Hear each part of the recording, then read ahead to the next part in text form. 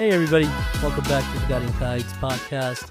This is episode 6, and we've been out of action for a while, but there's been a lot going on. We've all had personal journeys that we've gone through in the last couple of months, last couple of weeks, and we're happy to be back here and happy to present our views on issues that are affecting all of our lives and hopefully help somebody in the process. But we need you guys to hit the comments, hit the like button, and hit subscribe so we know who we're talking to. So please communicate with us. All right. So if you do that right now, I'd appreciate it. All right. So moving ahead, it's good to see you guys. Good to see you too. Yeah, it's been a while, right? Just to catch up with what we've been doing for the last couple of weeks. I've been loving it. I've been having the best summer ever after a long year at my job.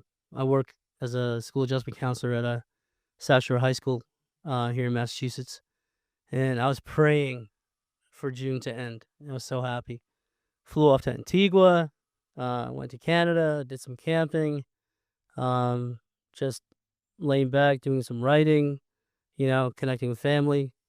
Later on in August, I'll be off to Ireland and England to catch up with family there. So, yeah. Can you adopt me? I know, right? Because that sounds like a freaking okay, that's not a word. That sounds like a fabulous summer to me. Yeah, it's been going well. It sounds like it has. I thank my wife because she coordinated the whole thing. I'm just... You just showed up. I just stand behind her and hold my passport, and hope I'm not going to be shipped off to El Salvador. So, yeah, so that's what I've been doing. So, Jess, how about you? It's been a crazy couple of weeks for me. My brother-in-law, Matt, passed away on June 30th. So we've been, navigating, going through that. And, it's been quite the journey so far. And, hopefully there'll be a light soon enough to help through the grief because it's rough right now, but, we're coping. I just got off of a full week off with Nina and I loved every single minute of it. I went to Syracuse Nationals for my husband. He set up shop there. So that was really cool to go see him in his element and, grow some sales and stuff like that. So, but other than that, that's all that's going on with me. Christian, you want to catch us up with what you've been doing? Yeah, working on myself. I've been very much so on the spiritual journey. It's been nothing short of amazing. I didn't realize getting into this how difficult it was going to be. I thought it would just be simply finding the light and becoming more airy and everything's good. I didn't realize that I had to quite literally shed all the skin. I had to, lose friends. I had to break habits. I had to really address the man in the mirror. I also had a pretty significant death in the family on my wife's side. Somebody I was very close with. Somebody who really liked this show, and it really stoked me to put more into this show. So I'm excited to carry this on. I'm excited to finish up this episode of this season, start the next season, and see where we take things. Well, sorry for your loss. Yeah. Yeah. Yours too, Jess. Thank you. Love you guys. And I'm sitting here wanting to talk more about the impact this break has had on me and going from not really wanting to do this show. And I remember, my man in the mirror was I got to call Christian and tell him I'm not doing it. I had that conversation with myself and I think I called you and doubled down on how excited I was to do it by the end of the conversation. And every time we've met and we've filmed, there's been the meeting before the filming, the conversation, the sharing, the catching up, you guys. The camaraderie. The camaraderie. Thank you. This project and you guys have been a real difference maker in my mental health and in my journey. And then just the act of contributing to this project and the goal we have to impact people struggling, with mental health in any capacity. So yeah, it's really good to be back next to you guys. And then this beautiful new set, I was fortunate enough, my big update is I've been fortunate enough to open a new business, outpatient mental health and substance use treatment center. Congratulations. Thank you. Pretty relevant, to what we're talking about here. Um, and I've made no bones about that's the professional life I come from. I come from, addiction treatment and mental health treatment, predominantly outpatient. But doing the work, you get exposed to all levels of care, and you meet people, you connect with people. You see some really amazing, beautiful stories, and sadly, you witness and you see some really sad stuff. Endeavoring to open one of these, though, I've been able to provide us a nice new set. So that's where we're at, and that's what we're doing here. Um, and this experience has been the most stressful stressful experience of my entire life. That's quite a journey, man. Yeah. Yeah. Oh, we're proud of you. Yeah. We're excited for you and all the hard work you've done. Well, now you see the fruits of your labor, right? Talk about being shot out of a cannon, though. I'm like averaging 4 hours a night of sleep, and baby's waking up early, and but I'm doing it. It gets better when they get to high school. Trust me. Oh God. Yeah. Yeah. Good times. Good times ahead. I'm 14 an more empty years to nester, go. so yeah. Yeah. Yeah. So, well, I appreciate everybody sharing and catching up. I'm sorry for your losses. And here we are still moving ahead, and as painful as it is, I don't know what other choices we have, that we would sit with. Yep. Yep. And thank God we have each other. Thank God we have our families. Yeah. For our support. So segueing into that, I wanted to talk about, in this episode, if we could talk about the impact of mental health, not only as the person who's suffering from it, the individual, but the ripple effect it has on our extended family. And when I mean family, it's not just mom, dad, brother, sister, your aunts and uncles, but your family's who you love and your support system. So it could be your coworkers, it could be your best friends, so we all define family differently. So just to clarify that. But all of our episodes thus far have been around identifying what is mental health and when do we confront ourselves and say, I got to do something about my life if I'm constantly upset about where I am. And you might be told several times by your family members, what's going on with you? And until we register that sentiment inside us that we want to change, nothing's going to happen. It's not, but today I want to talk about what kind of impact does that have as being that family member who sees their loved one, their best friend, whatever, their partner, suffering to such a degree. And in the comment sections, I want you guys to share. If you have a comment about this, maybe you want to share your story. I don't know. But, not getting too deep into that, I'm looking for feedback from our audience because this is about connecting family members with each other to understand that family member that's suffering. And when I think about that, I think about the process that a family goes through when they find out or they're concerned about that family member being an alcoholic, being whatever flavor of substances they're abusing, being depressed, isolating, not talking to anybody, just falling apart, and that the impact that it has on the family and that process that they go through. And what I've experienced as being a therapist and just being a human being, seeing things in my own life as well as other families that I've interacted with. And I don't think it's just cultural, because just to clarify, I was born in India. I moved here, grew up in a very Indian community growing up. And a scapegoat is that, it's cultural. We don't talk about this stuff with other outsiders, such as therapists, whatever. We keep it in the family. And I'm going to call... Get down with that. Yeah, right? That completely. But I'm calling BS on that, because that's just a scapegoat to hide behind. Yep. And a lot of times there's such shame that comes up when your family acknowledges that their child is suffering from X, Y, and Z, whether it be depression, substance abuse, and they're like, the first thought out loud to that person is like, what are other people going to think about you? You're a failure. What shame are you bringing upon our family? And that's a very real thing. And, so I call BS on the cultural component, but I think that that's a very real thing that a lot of families struggle with, no matter where you're from. Whether you're fifth generation U.S. citizen here or whether, you're Indian or Japanese or whatever, it doesn't matter. Hiding behind the fact that, oh my God, you're bringing shame upon our family is a very real thing that's come across several sessions with families that I've worked with, as well as, observing this, growing up in my own life. And I was just curious what your feedback was around that element. So for me, the best way I've learned to support people is through learned experience.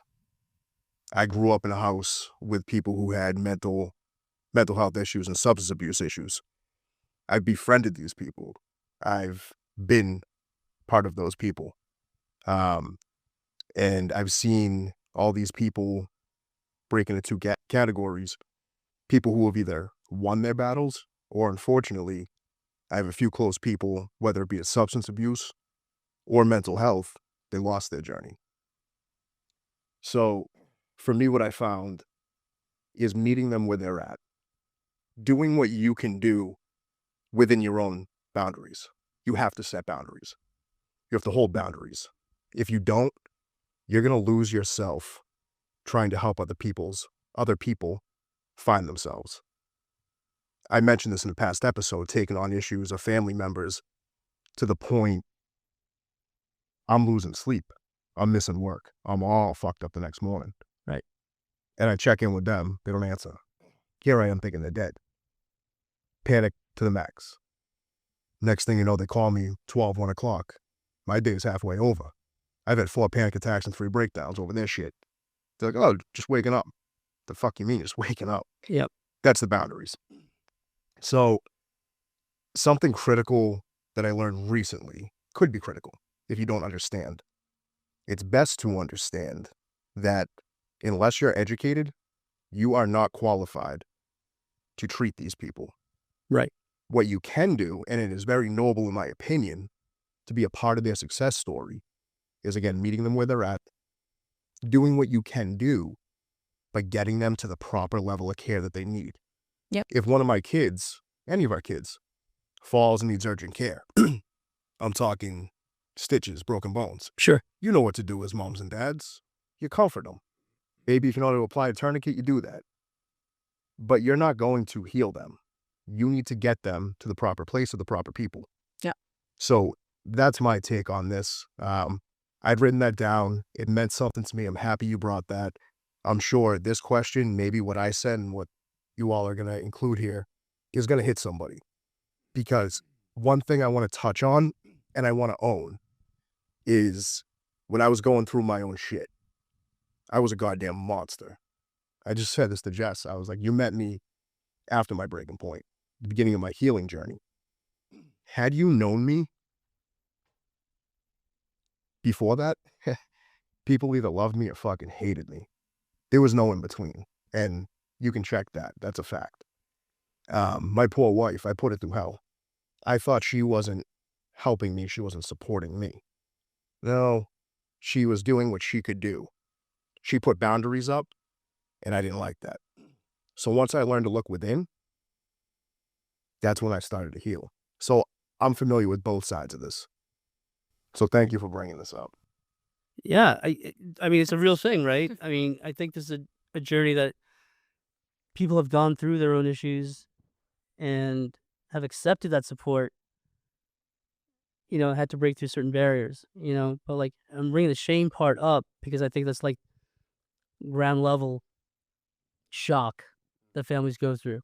What do we do with this? Oh my God.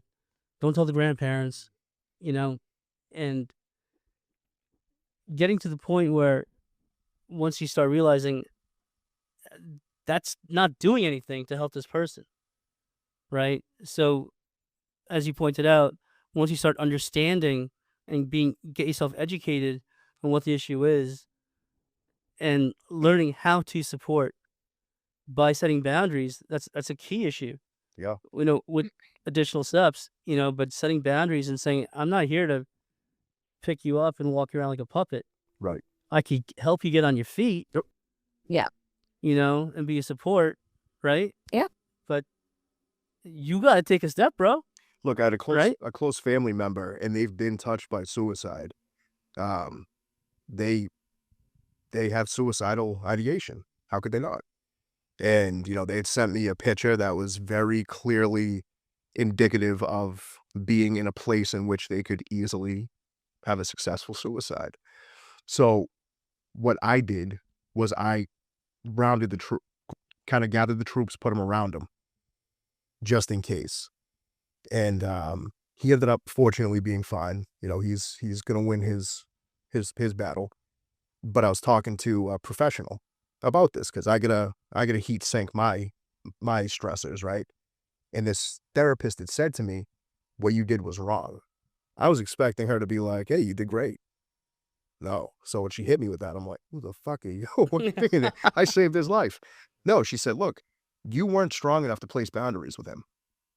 So you took other people who have boundaries with him and said, hey, because I'm not strong enough, you need to break your boundaries and go help him. I'm like, wow, that's a fuck. Yeah, That one very hot hurts. take. But what it boiled down to, she said, look, you're not going to help him. Do you have any of the letters of the alphabet before your name? No. You don't. Yeah, no, So- I gotta throw a flag on that because it's like I don't, and lived experience is a very real, formidable, resource or tool in this fight. It is. But so her point, because I argued back, I'm like, look, the shit that I've been through, I think I'm qualified to have a conversation with somebody. I am not advocating that non-clinical professionals do clinical work. Not what I'm saying. But, she was like, you had his location. You should have picked up the phone, called 911. Done. You just saved his life. You are now part of his success story. But take that with a grain of salt, because I've also received a message the night before somebody took their life, and I kick myself in the ass all the time. But instead of handling it how I did, I should have saw it for what it was, and I should have called 911. But again, I could have done what I needed to do, what I knew to do. But that's back to my point, and I'm going to stand on that. That's not a reflection of anyone else's views or the point of this podcast, but from my lived experiences, get them where they need to be, whether that's inpatient, outpatient, hospital. Yeah, but what you went through in those scenarios, they're not uncommon. Especially from a parental point of view, where no one knows my kid better than me. No therapist is going to know my kid better than me. Right. It's like the language of enabling. Like, I don't like that language. I think that language is toxic, negative, whatever. Absolutely. You want attached to it. Because what ultimately is enabling? It's loving your fucking kid. Like, You're right. And then Yeah, just giving them everything. guilt Yeah. somebody and berate them for loving their kid. Like, But they're not their problem. It's not, but their intent is that they're so affected and they're so afraid of what their family member is going through. They want to save them. They want to be connected with them. They want to go and hug them, That and lift them maternal or out of the mud. maternal survival instinct. It's that. I gotta Yeah, it's like protect my young. instinctual. Yeah.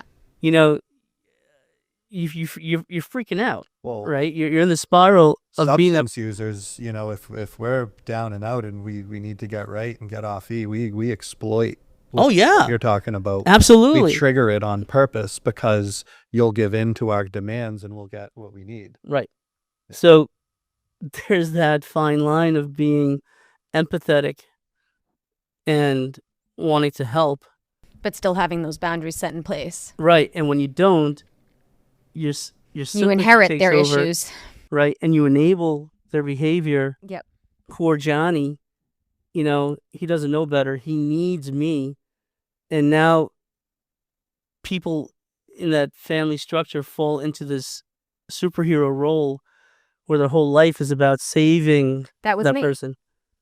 I was Right? in superhero mode for like the longest time. Right. And then now I'm just like, I don't give a fuck. That's kind of where I'm at right now.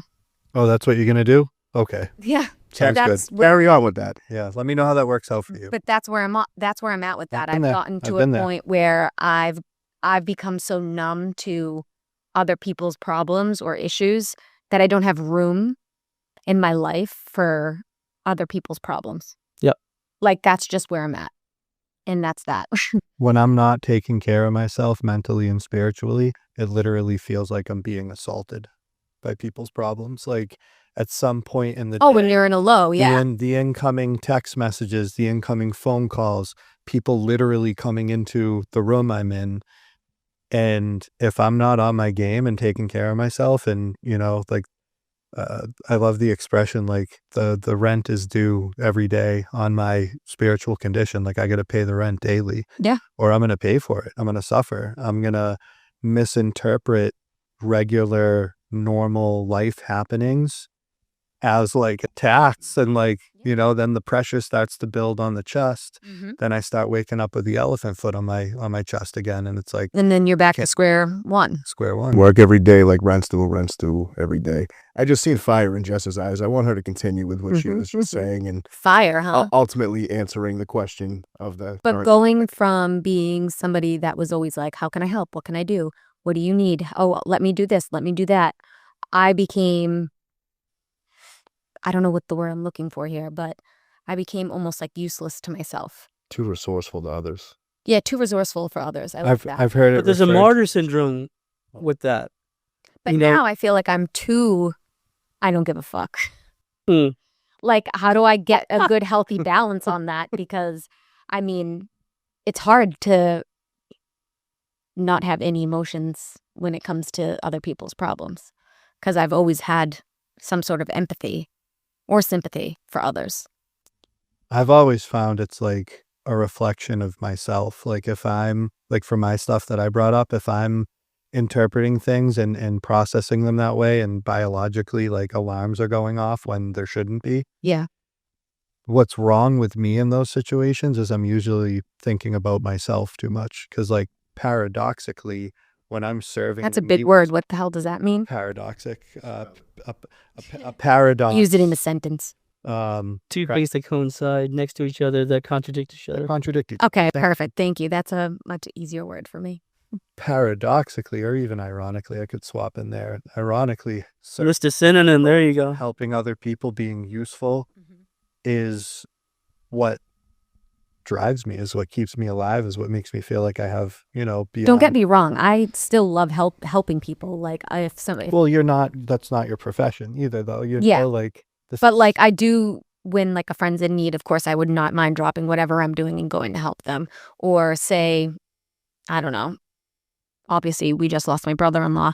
So like, obviously I care about what just happened. I'm devastated. It's a loss of a lifetime, Do you place an expectation on yourself in those situations to like I do. not break down the other people's strength? I do. Then that's exactly what I did this whole time. That's and I haven't had so my hard. moment to fully grieve him passing. And I know it's going to come, but like, I just haven't allowed myself to fully open up to that because I'm just, yeah. Fearful of that process. Yes, and I'm not ready because it's just a lot. It is. And we fear that. And to avoid that, I was mentioning earlier that people kick into a martyr syndrome as a family member to help them process what's going on. Because tying back to that shame thing, well, now that I'm a martyr and everyone knows, cat's out of the bag, that my son has, whatever issue he's dealing with, Yeah. people feel sorry for me. And I'm not saying there's a conscious thing. Hopefully it's not. Yeah. But I've seen it happen with plenty of families where I'm dedicating my life to salvage or save, my kid's life or my dad's life or, whatever. And avoiding the work that goes into setting boundaries, avoiding the work to educate yourself and to seek professional support, and to hear from others that know what the hell they're talking about as to how to address these issues. I have my therapy appointment tomorrow, so I will be addressing the elephant in the room, and I can't wait. And I think that's going to be my moment of like relief because I'll be in a safe place. I'll be happy to be able to share what I've been feeling. And, I love my therapist. She's the best. Love you, Mary. I pray that you get to ugly face cry hysterically Absolutely. this time, because that's always It's best needed. medicine. Yeah, let it out, man. I mean, it hurts. You gotta let it out. Yeah, I've just been so busy trying to be so strong for my husband because he's just devastated, and it's just so hard to see that. Yep. Like he said himself, it's a pain that you can't explain. And like it sucks that I can't take that from him, you know, or in his mom and his dad and his brother and, you know, my sister-in-law and my nieces and nephews. It's just It was a devastating. community devastated there. Yeah, a huge community at that, you know. But yeah, it's just I need that ugly face cry. You can do it here, Jess. It's okay. Yeah, I don't want to cry right now. What? I'll spare you all my ugly face cry.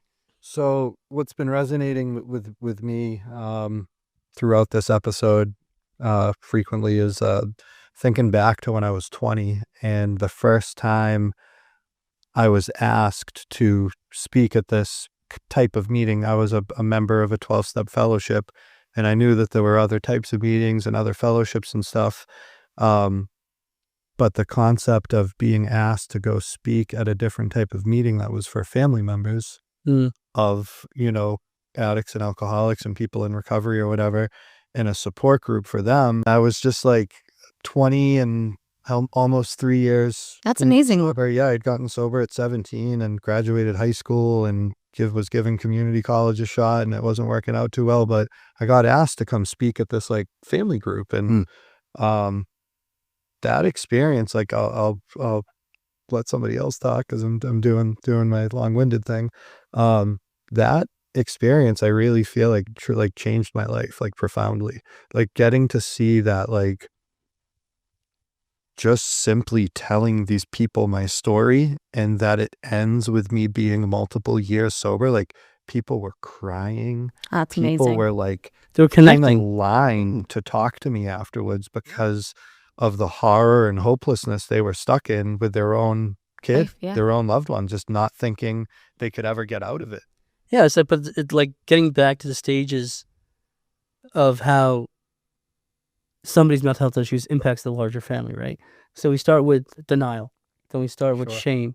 Yep. You know, and the denial is, denial is denial. It's like, no, he's not, he's not an alcoholic. He's just this rambunctious young man who needs to wake up on time, get some goals.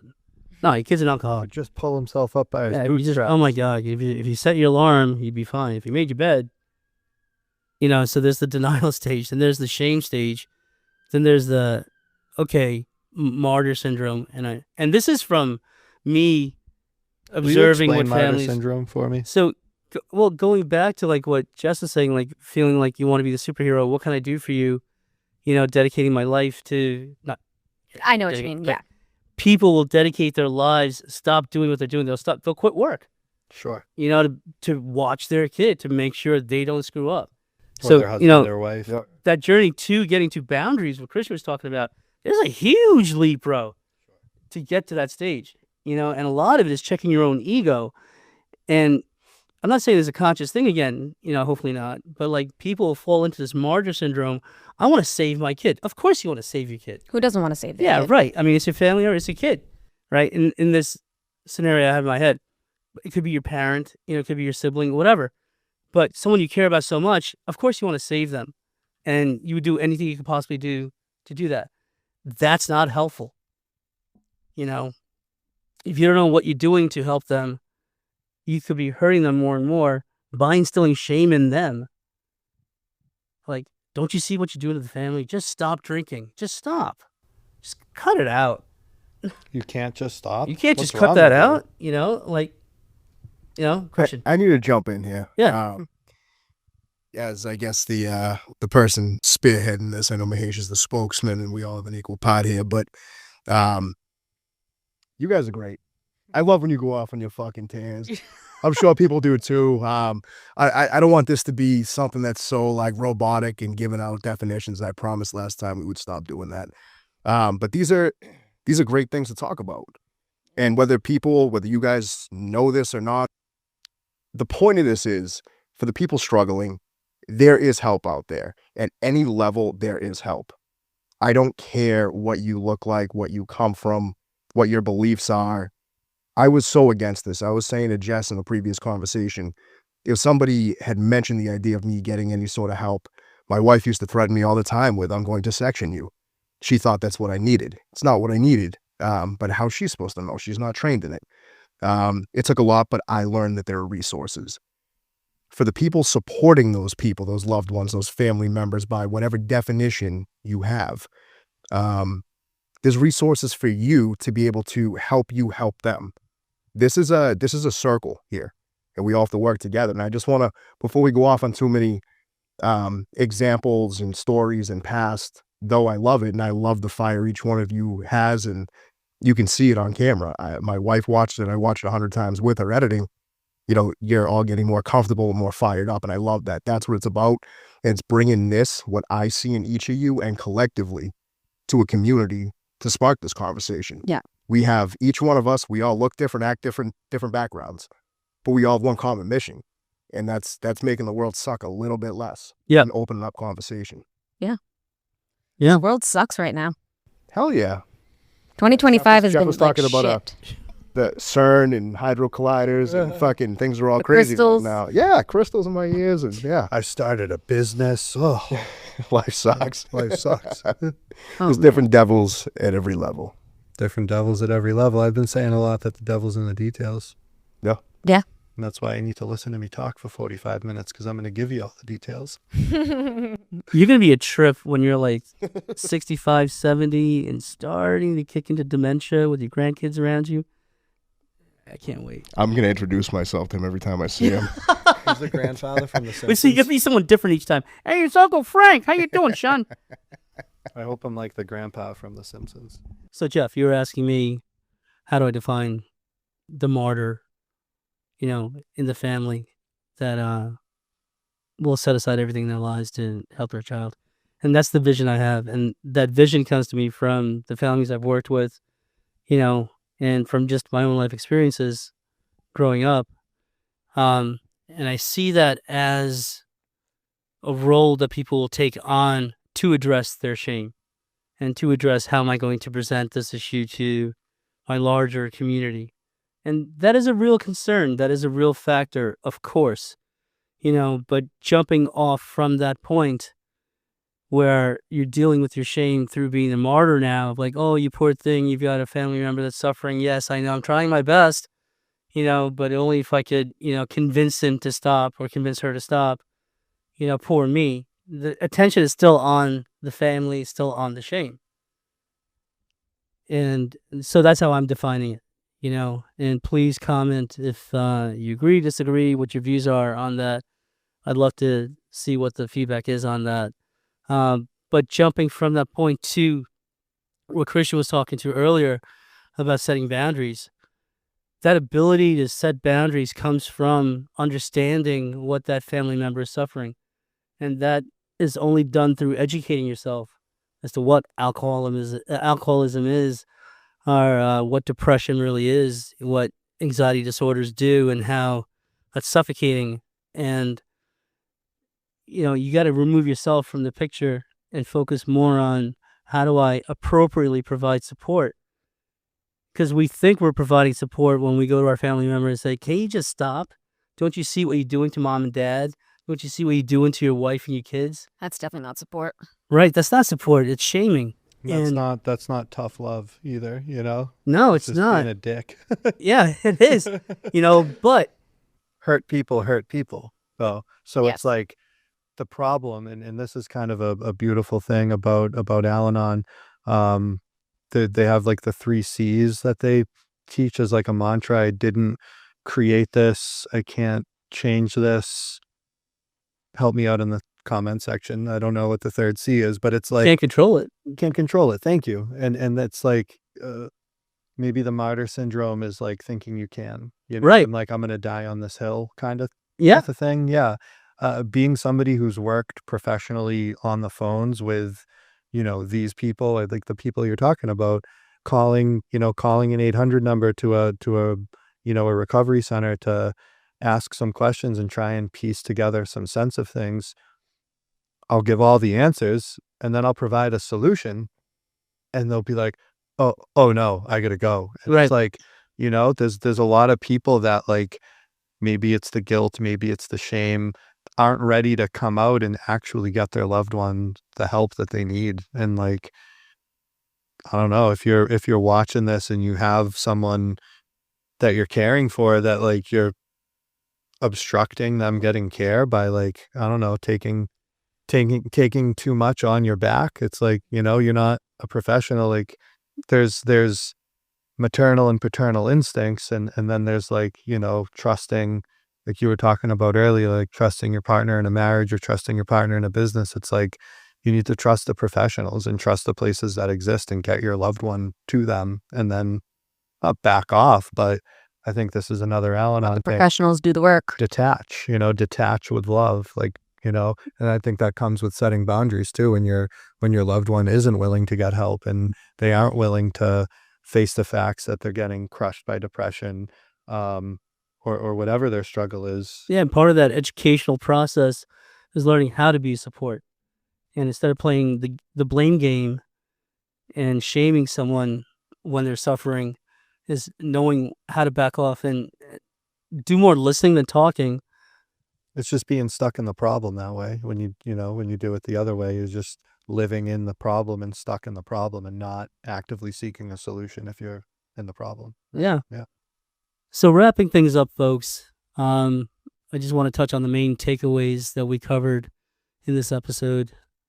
Once we realize that a family member is suffering from a mental health issue, substance abuse issue, there's a jolt to the system, and there's a process of accepting where we are as a family. It shatters the illusion of like what we thought our family was or where we should be. And we're faced with the reality that we have someone suffering that we care about very much. And there's the denial stage, then there's the shame stage, and then I'm going to save them, and I'm going to be the one that takes care of my family. No one needs to understand anything, keep it in the family. But until you get to the point where you realize that that's not helping that family member, the only way to really do it is to educate yourself on how to properly support this person. And blaming them and shaming them is not going to help. And that's very instinctive because we're hurt. Our family's hurt. And there's a lot of rage and rumblings that are going to happen between, other family members on how to support. But the root to it is going to be on educating yourself on what they're suffering from and getting them the professional guidance they need and knowing your role as to how to be supportive, how to set boundaries, and how not to enable, but to prompt them to go through the process of healing themselves. So I'd love to see your comments on this. Please reach out. Please hit like and please hit subscribe. Thank you very much.